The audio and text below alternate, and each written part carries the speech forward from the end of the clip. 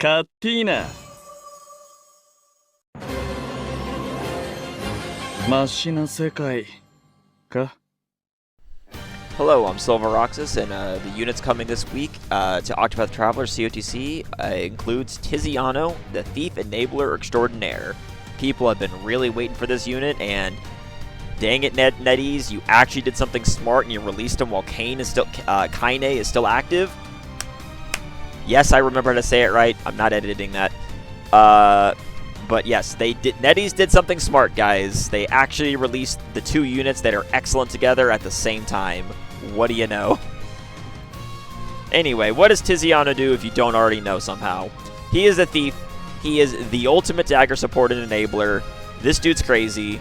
His special abilities is he buffs everything for Dagger, including Dagger Implants, Passive Dagger Res Down and Break, Break for just existing, Ultimate Dagger Damage Up, Ultimate Dagger Resistance Down. This dude does everything. Except for active Dagger Res Down, but like there's so many easy ways to get that from other units now, it's fine. Preferred weapons. Cosmic Dagger for free debuff extension if he is your breaker, and for his ultimate. Fortune for P-Attack or Brilliant for damage cap up is fine, but he isn't a DPS. Just use Cosmic. Like, the Cosmic Dagger should never leave him. Like, ever. Because that, mainly for his ult, so that way it lasts longer. Preferred accessories. Buff extension A4. He has the buffs you want them to last longer, especially Dead Aim. Dead Aim is not a unique buff, it just always lasts very little. So you can extend Dead Aim with buff extension A4. And if your DPS has Lucetta or Mabel behind them, that Dead Aim becomes 4 turns.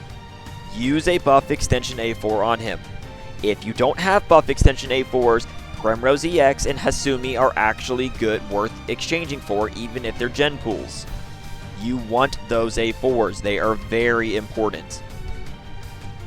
After that, a debuff extension is fine if you're not using a Cosmic Dagger, but he should. Then any other useful accessories to help out, such as Ignea A4, since he needs to be front row for his TP damage cap passive. And as a reminder for how implants work, implants last for a number of hits equal to the stacks. This allows full weakness damage on foes, even if they're not weak to Dagger. If the foe was already weak to Dagger, then they will then take 20% bonus damage on each hit that consumes an implant stack instead. So for his passive skills, his first passive, all front row allies upon breaking an enemy inflict 15% Dagger resistance down for 2 turns. This is great because it doesn't matter who your breaker is, it doesn't matter what accessories they're wearing or anything like that, they just do 15% Dagger res down for 2 turns on break. And if you have Canary A4, that is an instant 30% passive Dagger res down for 5 turns on break instantly. Really, really good. His 3-star passive, grant the following effects to the front row based on the number of thieves in the party. If there's 2+ thieves, and this does include himself, 2+ thieves, 15% Dagger damage up, 3+ thieves, 15% physical attack and slash crit up, and 4+ thieves, the critical damage multiplier is increased from 1.25 to 1.4 times damage. That is basically a guaranteed extra 15% bonus damage because he can grant Dead Aim. That's very, very good. His TP's passive is that while he's in the front row's damage cap is increased by 30,000. So for his skills, his base kit, he has a 2-hit single target dagger that always reduces shield points, a 1-hit single target dagger that restores HP and SP equal to 10% and 1% of damage dealt respectively, an AoE 10% Omni debuff that debuffs physical attack, physical defense, magic attack, and magic defense for 2 to 5 turns, a 3-hit AoE dagger, a single ally 20% physical attack up plus 15% critical damage up for 2 to 5 turns, and then also grants Dead Aim for 2 turns. The Dead Aim is locked to 2 turns regardless of boost level. That's why buff extension A4s matter. But this is really important because the critical damage up is effectively all damage up when you're always critting. That's why it's very, very strong. He also has a single ally 1 BP regen for 2 to 5 turns. He has a 5-hit AoE dagger that exploits wind, but it is very, very weak in potency. A 2-hit single target dagger that exploits wind, and then after the hits inflict 2 stacks of dagger implant. This would be his main nuking option because it gets stronger at 6-star. It's still not the best because it's only 2 hits, and he's not really DPS anyway. And then he has a front row 15% physical attack, crit and critical damage up, and 20,000 damage cap up for 2 to 5 turns. This is very important because if he gives them dead aim from another source or anything like that, this is just critical damage up, therefore it becomes all damage up. And then his TP skill is a priority one-hit single-target dagger that always reduces shield points, and then inflict 3 to 6 attacks of dagger implant based on boost level. You will be using this skill a lot because this is how you build up dagger implant stacks quickly, because even on the subsequent turn, him only consuming 1 stack of the implant just to add 5 more at max boost is really good.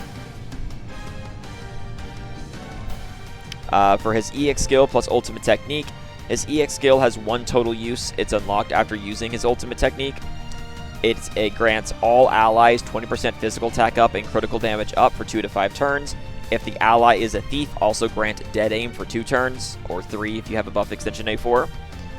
And then this also inflicts AoE 3 to 6 stacks of dagger implant on all enemies based on boost level, which is crazy. His ultimate technique is a support class ultimate, costing 3 BP to full charge from ultimate 10. It's called Chosen Path, and it does AoE 5% ultimate dagger res down for 2 turns, and then also buffs the front row dagger damage up and dead aim for 2 turns, and grants dead aim for 2 turns.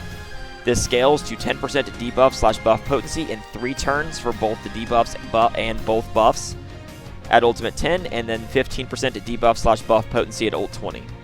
The 200% gauge activation bonus allows for rearguard activation. And I will say that, like, remember, when ult 20 is released in December, there will be a video explaining that in the future, so don't be confused. I will explain it in detail later. This is just a really, really good thing it can do.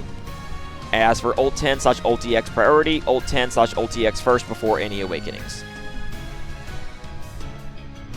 For awakenings plus his A4 accessory, A1 is not necessary. He isn't a DPS. Ult 10 / ult EX first. A2 can be helpful as he has a lot of good skills. A3, HP is always good. His A4 accessory, the Stylish Muffler, it gives 50 SP, 50 P attack, and 40 speed. And what it does is when breaking an enemy, inflict 10% dagger res down for 3 turns and inflict 3 stacks of dagger implant. The A4 tier rating of this is actually A tier. The stats are just not great at all. The dagger res down is fine, but it doesn't cap to 30% with his own passive, so you'll need another source to fully cap.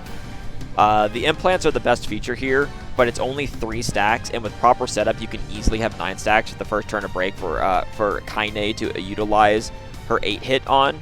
So while this can help, it's not wholly needed.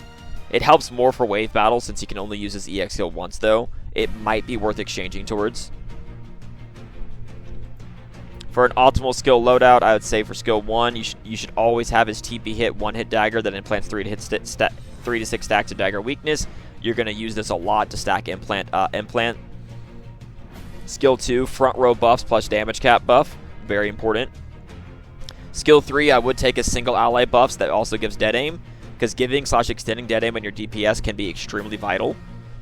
And then skill 4, if you do have A2, you can take his AoE Omni debuff, because extending durations and help capping, if not already, is good. You may notice that you don't see any other dagger skills on here. It's because you probably have plenty of shield shave options already for dagger. His shield shave options are not really the best. He does have a 5-hit AoE that's fine that you can bring, but you have to remember that if you're like using Kaine to do damage to something that's not weak to dagger, or you're trying to get a bunch of extra damage, then you might be shield shaving with a different damage type or something, so you're not burning the implant stacks.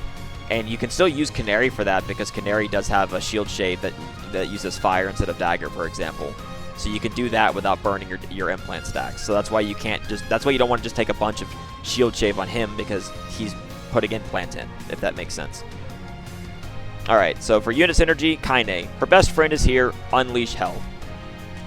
Bargello. Caps passive dagger damage buffs and can nuke plenty hard. Canary, debuffs and the best dagger breaker. Sonya, stacks ultimate dagger res down buffs with Tiziano. And just be sure to have at least 3 other thieves in the party with Tiziano for best results. He can support any other DPS with damage with his critical damage up and dead aim, however, because yeah, he can make any DPS good. He just works best with daggers and thieves. Like in the very far future, now that we've seen the Final Fantasy VI collaboration, Locke is a crazy strong thief, so like he's gonna want Tiziano around too. So there's a lot of good options. Alright, so to pull or not to pull plus the rating. Ultimate Dagger Support pretty much sums it up. Tiziano is simply the support every weapon type wishes they had. It's something no other weapon type has gotten anything quite like, and he can support any damage type with dead aim and critical damage buffs too. He's truly an insanely good Omni support worth picking up, either now or at worst, if low on rubies, the paid anti-selector in December. Remember, while you do want his ult 10/ult X, do not chase dupes for exchangeable units. Wait to exchange for a dupe once the stones come to the exchange in a few months. It is not worth the rubies just to get the extra turn on his ultimate now. Be patient.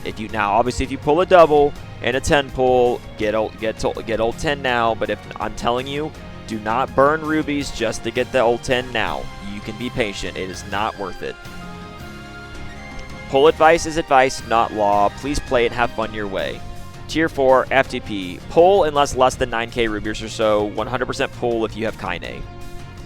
Tier 3, low spin/passes. Pull, same as above, can save for paid selector if needed. Tier 2, Dolphin. Pull at least A0, exchange for ult 10/ult X later. Paid selector is fine if broke. Tier 1, Whale, A4 ult 10. Why do I even have this section? So his overall rating, DPS B, support SSSS. It's just that good. Healing not available, tank not available, overall tier SS. He's just an amazing support that just does so much for your team that you definitely want him around. Anyway, please let me below if you're pulling for Tiziano or how well or how lucky you got when pulling for him. I will be doing my own pulls for him as well. Sort of. I'm going to be doing step 1 and 2 as I'm building towards a memory frag pity, but I do already have a memory frag pity, so I do plan that if I don't get lucky with Tiziano, I'm just going to use memory fragments to pick him up in order to save my rubies for now, and then I'll just use seals to 6-star him, and then I'll wait to exchange for his ult 10/ult X later. That's just my personal plan. For anyone using normal rubies, I wish you the best of luck. And, please let me know if there's anything else you'd like to see from this channel for COTC. Otherwise, please like, follow, and subscribe for more COTC content in the future.